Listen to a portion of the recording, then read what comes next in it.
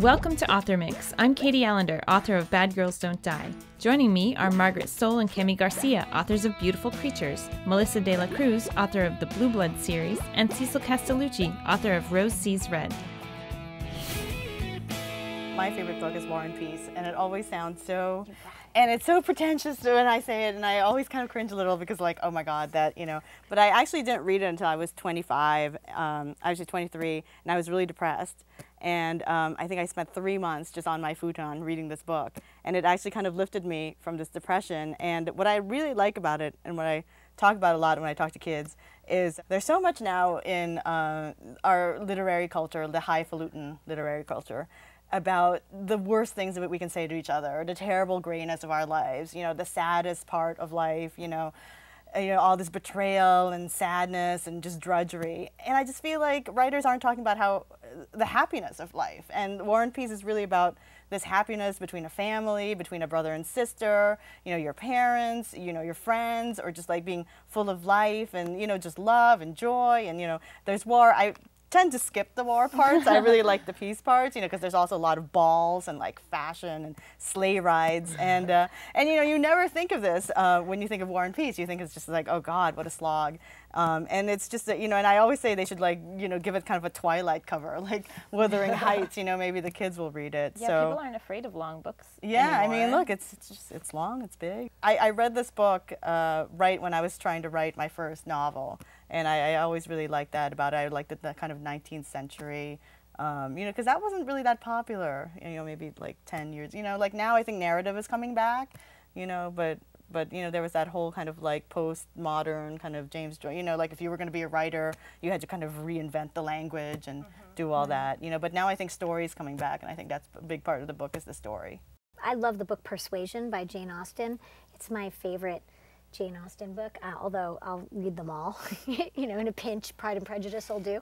So I love Jane Austen. I love Gone with the Wind.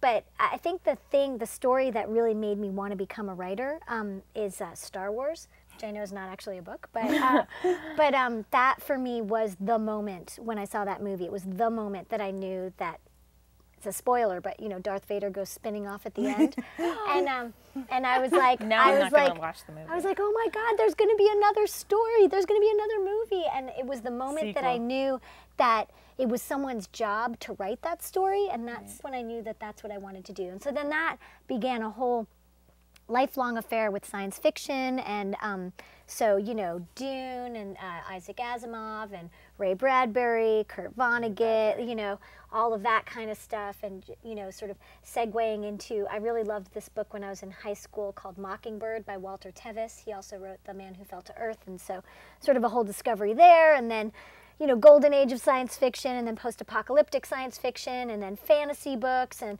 going back to the romances, Jane Eyre, and all of that, the Brontes. Oh, and also, like, you know, Anne of Green Gables. Yeah. What about you, Katie? I have like a ton of favorite books, but probably my ultimate favorite is Pride and Prejudice. Like that one I can read once a year. I love Gone with the Wind. I love Atlas Shrugged, which I know not everybody does. And you're not supposed to, you know. I know, you're not supposed to, but I do anyway.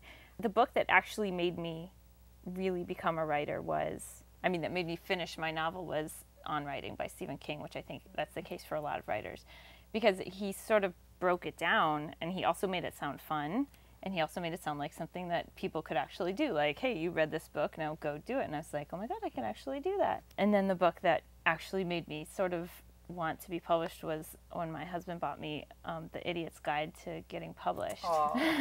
And I was like, you think I could be published someday? And he was like, well, clearly he thought I was he like, is the wind beneath your wings. If an idiot could do it, I could do it. Exactly. So we have one shared one. My favorite book ever is To Kill a Mockingbird. I think it's in Beautiful Creatures. It's very prominent in there. I feel like it's always relevant. It always comes back. I'm really big on right and wrong. Like, things are really right or wrong to me. And I think that's a great book because it's about making choices and doing the right thing and the consequences of those choices. But I also love science fiction and fantasy. And I'm a huge Ray Bradbury fan. I read way more Ray Bradbury before I ever knew what To Kill a Mockingbird was. I love Lord of the Rings. I love Tolkien. Yeah. And I love Fahrenheit 451 is probably my favorite Ray Bradbury. And then I think I never knew I wanted to be a writer when I was younger, like in high school. But I loved to write. I wrote a lot of poetry, and I read a lot of poets. But I think that one of the books that spoke to me the most, like into my writer's voice, was The Outsiders, which I read like many times when I was younger, and then probably, you know, 5 or 10 times since then. And I think it's because, you know, obviously S.E. Hinton was a teen when she wrote it, but I really responded to the voice. And I also think it's another book that has universals in it. Right. You know, it's about, like, when we were talking about high school, it's about the cliques and not fitting in, and how badly people can push one another for things that, like you were talking about, like if you have money or if you have the right clothes, things that don't matter at all, but yet over time it still happens all the time. How about you, Mark? I was very shy, and I have only read books my whole life. I mean, I read books instead of speaking to people, so I was that kid. I was very cliche bookworm. I sat in my closet waiting to go to Narnia. I sat in the avocado tree in the backyard. Reading Susan Cooper, who I was in love with. I thought really probably the book that made the biggest impact on me was her Dark is Rising series. And I wanted to be the 7th son of the 7th son of the 7th son of the 7th son.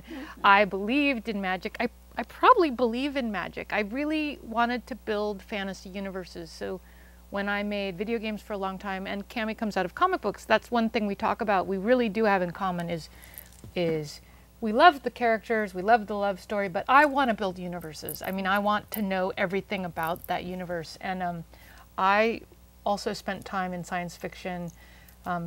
Really because of video games, I came to it that way. So I wrote Dune 2000, which was an expansion of Dune, which was one of the early video games.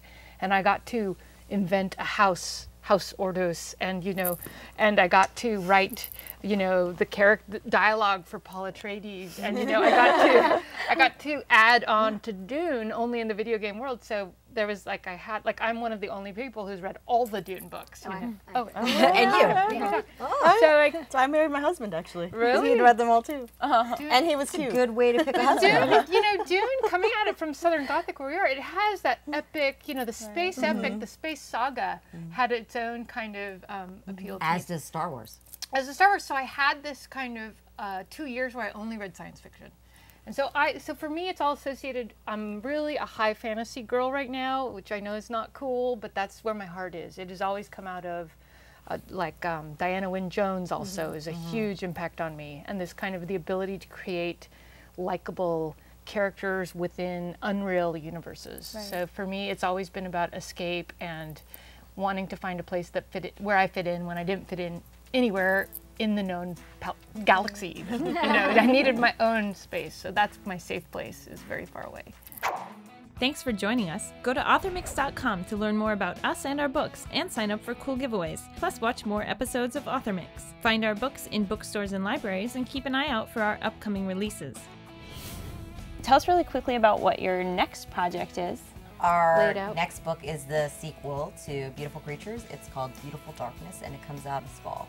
I'm doing 2 books in the Blue Blood series called Keys to the Repository, which is a companion book, and Misguided Angel, which is book 5. I have 2 books coming out this summer in August. Rose Sees Red, which is a YA novel on Scholastic, and a picture book, my first picture book for little kids. It's called Grandma's Gloves on Candlelit.